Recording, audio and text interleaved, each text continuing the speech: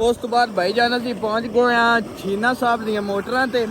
ठीक है, छीना साहब उन्होंने इत्थे रकबा भी है तो बड़ा प्यारा माहौल है। उन्होंने एक साहब ना पार्क टाइप जिवें पिंडां दे विच होंदा नहीं पार्क, उन्होंने बनाया। सब तो पहले तुसीं माहौल वेखो मोटर दा यार, बड़ा कमाल जेहड़ा ना व्यू है। अच्छा ए वेखो, ए सामने मोटर है, उन्हें बड़ा प्यारे पौधे लाए ने।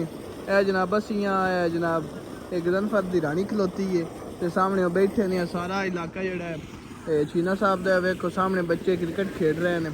ते बड़ा जनाब बड़ा प्यारा है, लेकिन पिंडां दे विच बड़ा घट इंज सीन होंदे ने। छीना साहब मुड़ैन भी थोड़े जे टोरू फेरू जे बंदे, उन्हें बड़ा माहौल बनाया है। ते असीं इत्थे शूटिंग वगैरह की है। अपना सोडे उड रहे हैं जनाब, ड्यू ते ओह पी रहे हैं। ते गर्मी ते हुण कोई बचत है, हुण एसी उसी बंद कीता है। ते हुण असीं जेड़ा ना मनशा के चलने हैं घर 5-7 मिनटां तक। MP साहब बैठे ने जनाब, चेक करो।